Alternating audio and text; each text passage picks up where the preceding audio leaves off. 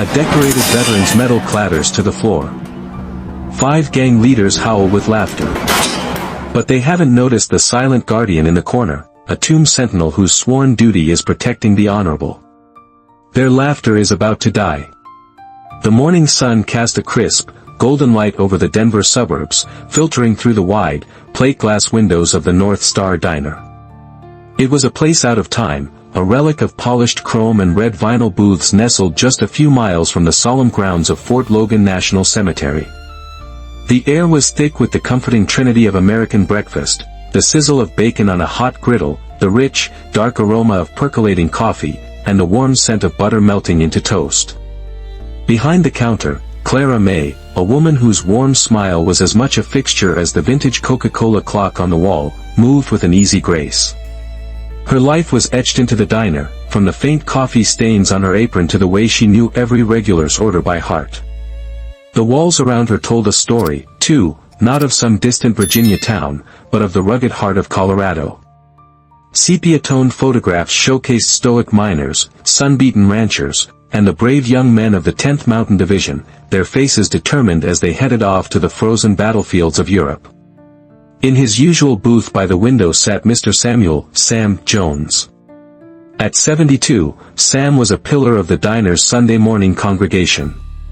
His silver hair was neatly combed, and his flannel shirt was tucked in with military precision. Pinned to his jacket was a small, burnished emblem, the screaming eagle of the 101st Airborne Division. His left sleeve was neatly folded and pinned just below the elbow, a silent testament to an IED on a dusty road in Kandahar. He was engrossed in a thick book about the Battle of the Bulge, his one good hand holding the pages steady. His eyes, though aged, were a piercing blue, missing nothing. Across the room, almost invisible in a corner booth, sat Leo Vance. At 30, he looked more like a graduate student than anything else. He wore a simple gray hoodie, faded work pants, and had a pair of worn-out headphones resting around his neck. A sketchbook lay open before him, his pencil dancing across the page, capturing the play of light on a sugar dispenser. To anyone who glanced his way, he was just another quiet patron lost in his own world. No one could guess that beneath the unassuming exterior was a sentinel of the tomb of the unknown soldier, a man whose life was a study in discipline, precision, and unwavering vigilance. Today was a rare day off, a brief respite from the sacred duty that defined him. He sketched, but he observed. He saw Clara May approach Sam's table with a fresh pot of coffee. "Top you off, Sam?" she asked, her voice a familiar, comforting melody. Sam looked up, the stern lines of his face softening into a smile. "You know the answer to that, Clara. Keep it coming." She poured the steaming black liquid into his mug. "Still reading about old wars, I see. Don't you ever get tired of it?" "History keeps you honest," Sam replied, his voice low and steady. "It reminds you what things cost." Leo felt a profound connection to that statement. His own life was a monument to that cost. He spent his days in silent, measured steps, honoring the ultimate sacrifice of soldiers who had no name, but whose honor was eternal. The peaceful hum of the diner, the smell of bacon, the sight of Sam reading his book, it was the world they had died to protect. It was the why behind his watch. He felt a quiet sense of peace, a feeling as fragile and precious as the morning light. The peace was shattered by the violent slam of the diner's door. It flew open with such force that it crashed against the interior wall, making the vintage clock shudder. 5 men spilled inside, bringing with them a wave of cold air and the stench of stale beer and aggression. Their heavy boots stomped on the checkered linoleum, a jarring percussion that silenced the room. They were the Rust Dogs, a local biker gang whose reputation for casual violence preceded them. Their leader, a hulking man with a shaved head and a sprawling crow tattoo covering his neck, swaggered forward. He was known only as Rook. His eyes, small and dark, scanned the room with predatory arrogance. His 4 cronies fanned out behind him, their leather jackets creaking, their expressions a mixture of boredom and menace. They were drunk, and it made them loud and unpredictable. Instantly, the diner's gentle rhythm ceased. Forks froze halfway to mouths. A young couple stopped talking and stared intently at their phones. A mother instinctively pulled her young son closer, shielding him with her body. The air grew thick and heavy with unspoken fear. Rook's gaze swept past the empty booths and landed on Sam, sitting alone in the prime spot by the window. A slow, ugly smirk spread across his face. He sauntered over, his boots leaving dirty scuffs on the clean floor. "Hey, old-timer," Rook's voice boomed, a gravelly sound that grated on the tense silence. "Early bird special's over. You're in my throne." Sam slowly looked up from his book, his blue eyes calm and unwavering. He carefully marked his page before closing the cover. "Son, I've been sitting in this booth every Sunday for the last 15 years, he said, his voice even. "There are plenty of other tables. I suggest you find one." Rook's smirk tightened into a sneer. He leaned forward, planting his massive, grease-stained hands on the table. The other rust dogs chuckled, a low, menacing sound, and began to circle the booth. "You got a hearing problem, Pops?" Rook growled, his face now inches from Sam's. "Or are you just stupid? I said, this is my seat now. So get up, before I decide to be less polite." The threat hung in the air, suffocating. Clara May took a half-step from behind the counter, her face pale, but Rook shot her a look that froze her in place. No one else moved. No one dared. Sam did not move. He met Rook's furious glare with a quiet resolve forged in fire and loss. He had faced down men with rifles and bombs. A loudmouthed bully in a diner did not intimidate him. He took a slow, deliberate sip of his coffee, his one hand perfectly steady. "I'm not looking for any trouble," Sam said, setting his mug down with a soft click. "But I'm not moving. I earned this spot a long time ago." Rook let out a harsh, barking laugh. "Earned it? What, you get a medal for showing up to breakfast?" His eyes fell on the 101st Airborne pin on Sam's jacket. With a look of utter contempt, he flicked it with his forefinger. The small metal eagle popped off the fabric. It spun through the air for a moment before landing on the floor with a sharp, metallic clatter that echoed through the dead-silent room. For Sam, that sound was a gunshot. In his mind, he wasn't in a diner anymore. He was back on a sun-scorched road in Kandahar. The world dissolved into a deafening roar, dust, and the face of the 20-year-old private who had been standing right beside him, a kid from Ohio who would never go home. That pin wasn't just metal. It was a promise. A promise to live a life worthy of the one that had been lost. Across the room, Leo heard the clatter, and the pencil in his hand snapped in two with a sharp crack. His head shot up, his eyes, no longer soft and artistic, now burned with a cold, focused intensity. He saw the pin on the floor. He saw the sneering face of the biker. And he saw the profound violation of something sacred. Rook, reveling in his dominance, picked up Sam's coffee mug. With a theatrical slowness, a cruel, deliberate smile on his face, he began to pour the hot, black liquid onto Sam's book. The dark stain spread across the cover, warping the image of soldiers in the snow-covered Ardennes. The coffee dripped from the table onto the floor, each drop landing like an insult. "There," Rook said, slamming the empty mug down. "Now your book is as useless as you are." Sam stared at the ruined book, his jaw tight, his cheek twitching. He didn't see the biker. He saw the face of that young private, smiling, just moments before the blast. He had held on through so much, but this casual desecration of memory, of honor, felt like a fresh wound. Leo saw it all. He saw the pin on the floor. He saw the coffee soaking into the pages of history. He saw the flicker of pain in the old soldier's eyes. This wasn't just an assault on one man. It was an assault on every name etched into the memorials he guarded.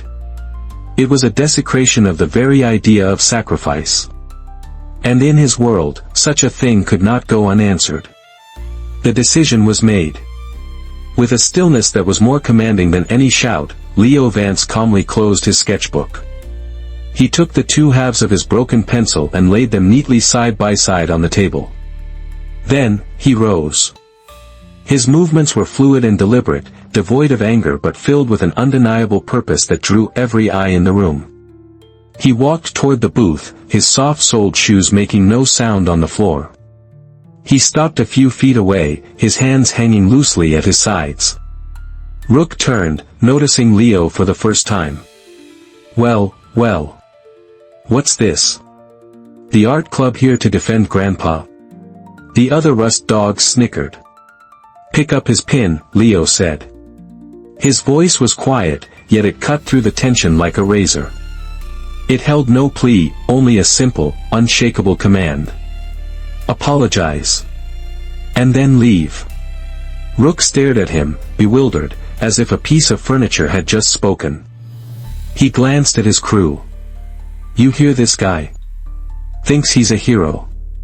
He took a step toward Leo, puffing out his chest. Who the hell do you think you are, kid? One of the other bikers, a wiry man with a jagged scar on his cheek, stepped forward, cracking his knuckles. You're in over your head, art boy. Back off before you get yourself erased. As he spoke, another biker took a step toward the counter, a menacing grin directed at Clara. Maybe the lady needs some convincing. Don't, Leo said, his eyes not leaving Rook, yet his voice stopping the other man cold.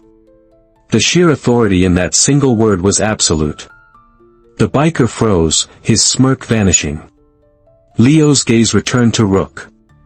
I know exactly who I am, he said, his voice dropping even lower, becoming a blade of ice. I'm the person offering you a chance to walk out of here with your dignity. It's more than you offered him. This is the final offer. The air crackled. The challenge was laid. It was no longer about a seat in a diner. It was about respect, honor, and a line that had been crossed. For a moment, Rook hesitated, a flicker of uncertainty in his eyes at the sight of this strange, unshakable calm. But his pride, fueled by alcohol and the eyes of his followers, won out. Final offer. Rook roared with laughter. I'll show you final. Rook threw a wild, telegraphed punch, a haymaker meant to obliterate Leo and end the confrontation instantly. But he wasn't fighting an artist. He was fighting a sentinel. For Leo, time seemed to slow down. The punch came at him like a lumbering train. He didn't step back, he flowed forward. In one smooth, practiced motion, he sidestepped inside the arc of the punch, his hand clamping around Rook's wrist. He didn't stop the momentum, he redirected it. Using Rook's own weight and forward motion against him, Leo pivoted, guiding the massive biker on an unstoppable trajectory. Rook crashed headfirst into an empty table, which splintered under the impact with a sound like a rifle shot. Before Rook had even hit the floor, the other four were moving. Two lunged from the front, two from the sides. It was chaos, but for Leo, it was a familiar dance. The wiry biker with the scar threw a punch. Leo ducked under it, his body coiling like a spring. He drove his elbow upward into the man's ribs. A sickening thud and a sharp gasp of expelled air, and the man crumpled, his contribution to the fight finished. Simultaneously, another biker grabbed for his shoulder. Leo spun with the grab, twisting the man's arm into a lock that forced him to his knees with a cry of pain. Without pausing, Leo kicked a chair into the path of a third charging biker, who tripped and tumbled headlong into the fourth. The two men went down in a clumsy, tangled heap against the jukebox. The entire sequence was a blur of devastating efficiency. It was not a brawl, it was a surgical removal of a threat. There was no wasted motion, no flourish, only the stark, brutal economy of close-quarters combat honed through thousands of hours of training. The sounds were sharp and visceral, the dull impact of a blow landing on target, the sharp crack of a joint being manipulated, the grunt of pain as a body was thrown off balance. It was over in less than 60 seconds. The diner was plunged back into a silence more profound than before. Rook was groaning amidst the wreckage of the table. The man with the scar was on the floor, clutching his side, struggling to breathe. The one with the twisted arm was still on his knees, his face pale with shock. The last two were scrambling to their feet, but they froze when they met Leo's gaze. It was calm, steady, and held the promise of more of the same if they chose to continue. Leo stood in the center of the quiet chaos, his posture relaxed but ready. He hadn't even broken a sweat. He looked down at the whimpering biker on his knees, then at Rook. "I believe," he said, his voice returning to its unnervingly calm tone, "I told you to pick up the pin." Humiliation burned red on Rook's face as he struggled to his feet. He looked to his crew for support, but they avoided his gaze, their bravado shattered. Defeated, he limped over to where the 101st Airborne pin lay gleaming on the floor. "Not like that," Leo commanded, his voice sharp. Rook froze. "Pick it up. Wipe it clean. And hand it back to him." Rook's jaw clenched, but the look in Leo's eyes left no room for argument. He bent down, picked up the pin, and, in a final act of submission, wiped it on the sleeve of his own expensive leather jacket until it shone. He walked back to the booth and, with a shaking hand, held it out to Sam. "I'm sorry," he mumbled, his voice barely a whisper. Sam took the pin. He looked not at Rook, but at Leo, a deep, knowing understanding passing between the two men. He then fixed his gaze on the humbled biker. "Respect isn't something you take, son," Sam said quietly. "It's something you give. You've got a lot to learn." Rook pulled a crumpled wad of cash from his pocket and threw it on the counter. "For the damages," he grunted, before motioning to his dazed crew. They shuffled out of the diner, their exit as pathetic as their entrance had been arrogant. The roar of their engines was the sound of a hasty retreat. For a moment, the diner was still. Then, an old man in a booth near the back stood up and began to clap. Soon, the whole room joined in, a wave of applause and relieved cheers washing over the room. Clara May rushed over, tears in her eyes. "Leo, Sam. Are you okay? I've never seen anything like it." She picked up the wad of cash. "And this? This is going straight to the Fort Logan Veterans Fund." The story of what happened at the North Star Diner didn't stay within its walls. A college student in the corner had filmed the entire aftermath on his phone. The video, titled, "Bikers Mess with the Wrong Vet, Get Schooled by a Quiet Hero," went viral across Denver. Local news crews showed up. The diner became a landmark overnight. In the weeks that followed, the North Star Diner transformed. Clara started a "Vets Eat Free on Sundays" tradition, and the place became a hub for servicemen and women, young and old. The walls, once just decorated with history, now felt alive with it. Leo and Sam became fixtures in their window booth. Their friendship was forged in a moment of crisis, built on a foundation of shared understanding. Sam would tell stories of Kandahar, and Leo, in his own quiet way, would listen, recognizing the same spirit of sacrifice he honored every day at the tomb. One Sunday, as the morning light streamed in, Leo watched Sam carefully polish his Screaming Eagle pin. He looked past the old soldier, out the window toward the distant, majestic peaks of the Rocky Mountains, silent, strong, and enduring. He realized that his duty didn't end when he took off his uniform. It lived in moments like this. It lived in the quiet courage of men like Sam. It lived in the heart of anyone willing to stand up for what is right. Leo and Sam's story reminds us that heroes don't always wear capes. Sometimes, they wear a hoodie or a flannel shirt. In your daily life, what does honor mean to you? Please comment respectfully below and share your thoughts, so we can create a space that celebrates courage. If this story moved you, subscribe and hit the notification bell. You won't want to miss the next incredible story we have in store.